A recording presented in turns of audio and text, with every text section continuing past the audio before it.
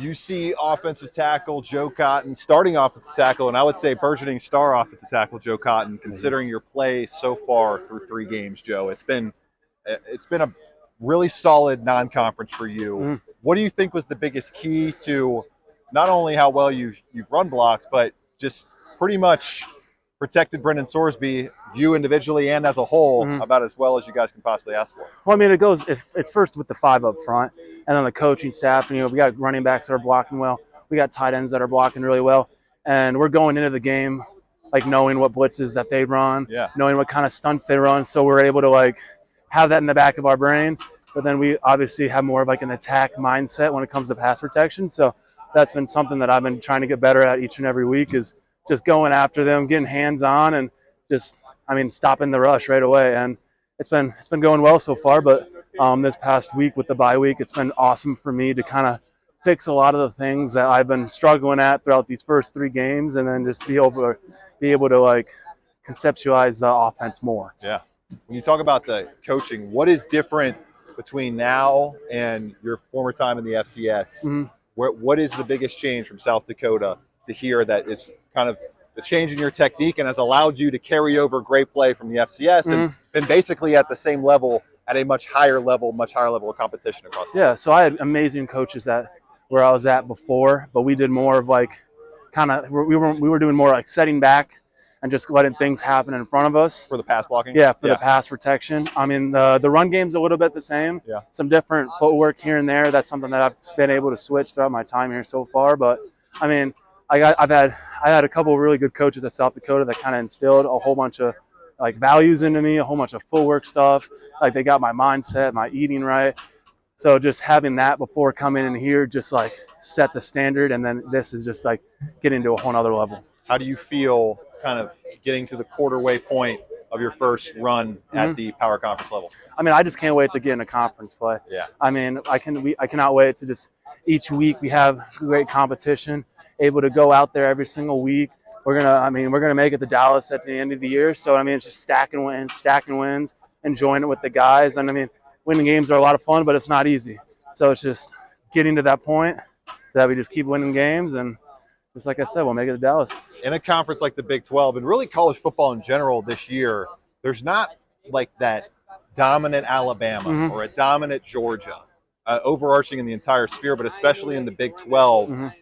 Is that like, not that there isn't always added motivation, but just sometimes it could just be you don't have the talent to make it to a national championship, but there is that outside path for you guys. You guys, there is that pathway for you ahead in the next 3 months. It's about your execution. How exciting is that? Do you guys talk about that at all, or is it always just trying to keep the one game mentality, but also think about there's a bigger goal in mind as well? No, it's exactly what you just said. It's 1 week at a time. We get ready for the game on Saturday, but like you said, like the Big 12 conference is an amazing conference, and there's no school right now. There's no school right now that's like, oh, they're definitely winning it. Exactly. There's the entire division is up for it right now, and that just makes it fun, because it's like you have to play well every single week, and it's like you just got to go out there and give your best. You individually have not allowed a pressure so far through 3 games, which you're going to allow a pressure eventually. That's going to happen, but that's really people put that into context. People, that does not happen very often. Going 3 straight games without allowing a pressure. Have you felt like you've played that well in pass protection? What do you think you need to elevate to continue that throughout as long as possible this season? Yeah, so I've done enough to not give up a pressure, but we go back and we watch film, and there's so much that needs to be better with just like footwork things. And that's what I was saying with this last week, is I've been able to do well with my feet. Like Cardwell's been coaching up every little thing about my pass protection, just like going more into what our offense is. Yeah. Like I was saying, like there was a couple games where I was kind of moving to the angles of where your plays are going to be executed at the key blocking points. So there was plays where it was like I wasn't doing what the rest of the O-line was doing, and I was being more passive. And it's like, hey, this isn't what we do here. You got to be more aggressive here. So it's like that's what I've been working on, is getting more aggressive. And if I keep doing that, like you said, mistakes are going to happen, but just want to keep it as minimal as possible. And obviously there's I think maybe the greatest chance for you guys to maybe give up a sack or some pressures so far this season on Saturday against a team that has proven They can get after the quarterback. Mhm. They're aggressive defensively, getting upfield. Top, I think, 10 or top 12 in sacks so far, with 12 or 13 on the season. How exciting is that? Just knowing that right off the gates, conference play for you as a guy that has probably been, I mean, this has been building up for you to be able to get to this moment and play in this type of like mano-a-mano, week in, week out type of atmosphere in the Big 12.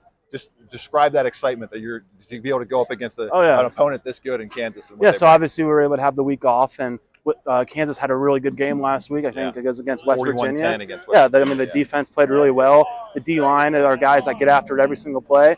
They're gringy guys, so they get after it every single play, and it's just going to be a lot of fun. That it's like who's going to tap out first. You know, that's kind of what it's going to be. It's like a game of mistakes, and I just got to try to give up less mistakes.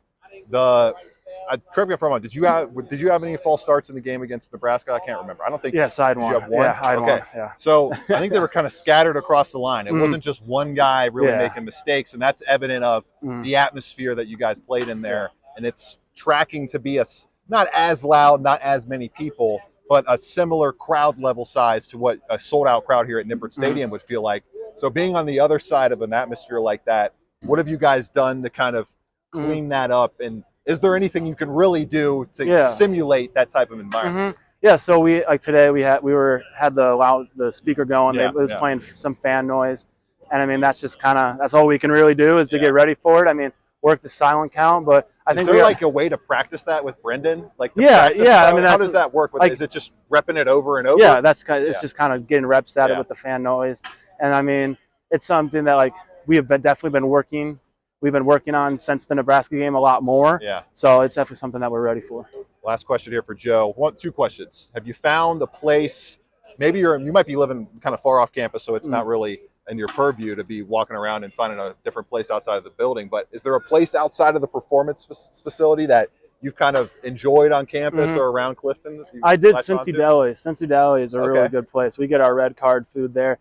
And I go to the Smoothie King sometimes. Those have just been the two places. Yeah, that's I've tried. You got the Smoothie King fix for the first time in Cincy. Yeah, wow, it's been good. But Cincy Deli, they got these carne asada fries, and I messed those up. Yeah, those are good snacks. So. And then final question, I think I might have asked you this in the last interview, but real quick, the best aspect for recovery that I'm sure you're about to go do right after we talk.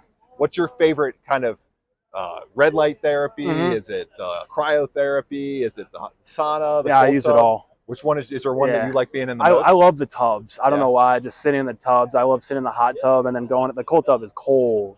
It is cold. But I love sitting in the hot tub. I mean, hot tubs make your body feel good. Yeah. And so I do all my treatment. I go sit in the hot tub. I do the red light, the cryo. I mean, just doing whatever I can to get my body right for game day. And would you say this is the best you felt kind of a month into a season in your career? Yeah. Well, obviously I have some nicked up things from my past season, but I mean the recovery things that we have here allow me to be fully confident in everything that I'm doing, fully confident in my body, just feeling good 24/7. Yeah, Joe Cotton, UC offensive tackle, everybody.